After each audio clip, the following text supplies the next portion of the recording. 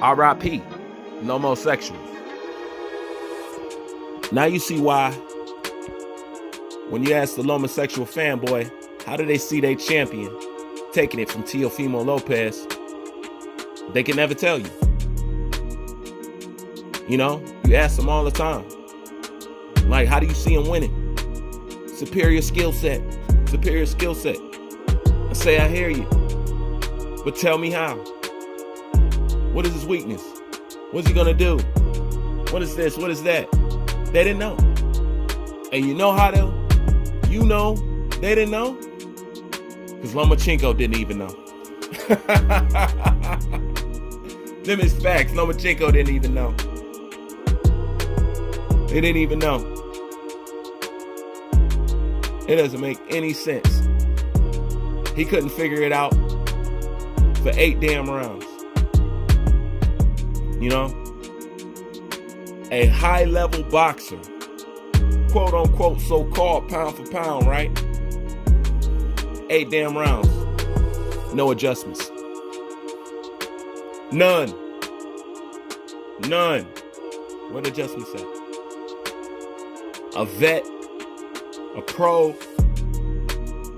you know, somebody with this elite skill set would adjust easy.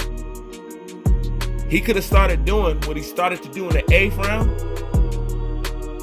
in the 3rd, 4th, 5th, 6th, 7th round. He didn't. What happened? That's right, he was scared. He was scared. People ask me, look, they say, how was you so convinced when most people pick Vasily Lomachenko to win? Some people just kind of figured maybe Teofimo Lopez had the possibility of winning, but you was certain, you was for sure. That's because I always remained honest with Lomachenko. I always left him where he really was. That Matrix shit, that never got to me. That whole high-tech ballerina shit, that never got to me. I was never impressed by that. I was never impressed by Lomachenko. I thought he was a good fighter, but that's it. Like, he has not, I have not, when I look at him, there's nothing I haven't seen before. I didn't get the wowing. This is so great. You know, nothing impresses me about you beating up on a person that your league's better than. You know? Like, I care about the quality opponent that you do it against. More or less how many people you do that against. You know? And I just never fell for the hype, and most people fell asleep. They fell asleep. They forgot. If you ever want to know an honest depiction of Vasily Lomachenko, go listen to his fight with Solito. Not go watch it. Go listen to the commentary. That's the honest the boxing world was ever of Vasily Lomachenko, and it was true. That's exactly how I feel. Go listen to the commentary. It's got Larry Merchant on there. You know what I'm saying? So that's your boy. You know, go listen to what Larry Merchant was saying about Lomachenko at that time. And that's exactly how I feel. Nothing special, man. Nothing special. You overrated this guy. And this is one thing about overrating a person. And this is the one thing about ducking and cherry picking, right? Eventually, you're going to have to fight somebody real. That's one thing I know for sure. You can cherry pick all your career, but eventually you're going to run into a real one. And this is always going to be the story. Deontay Wilder, eventually he ran into the real one. You see what the story is. Triple G, eventually he ran into a real one. You see what the story is. Okay? Vasily Lomachenko, eventually he ran into a real one, and you see what the story is. That's why I never got the comparisons. It was almost illegal for you to mention this guy's name with the likes of Mayweather. And then, hold on, even worse than that. Let's pause for a second. This is the guy that y'all sat next to Ali. How blasphemous is that? A moment of silence for that damn treachery. Jesus Christ. I felt bad for even saying it. You know, that's somebody that y'all compared to Ali. Get out of here, man. The overhypeness. Who told you he was pound for pound #1? It's never been true. It's never been true. They force-fed you he's pound for pound #1, knowing damn well Terrence Crawford is a better fighter and has achieved more and is undefeated. We all know that.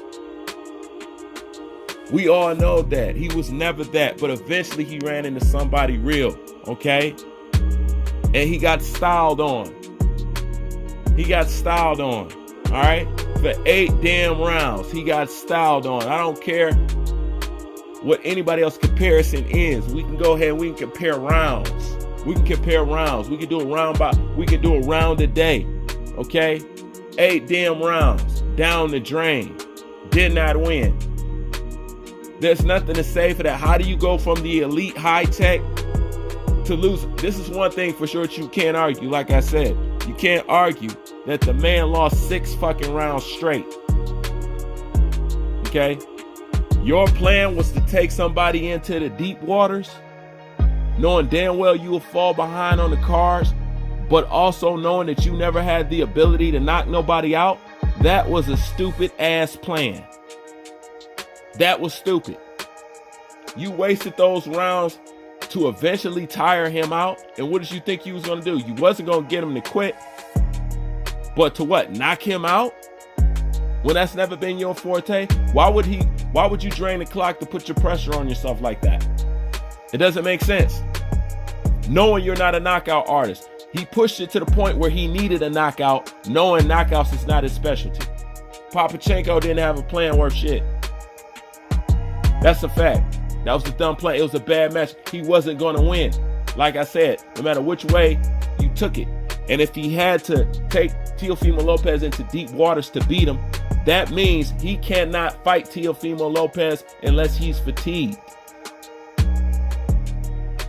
So the only way he beats Teofimo Lopez is if he gets tired. But skill for skill, tack on tack, he didn't stand a chance because he stayed away from him for fucking 7 rounds. Them is facts. Y'all fell asleep out there. Y'all fell asleep.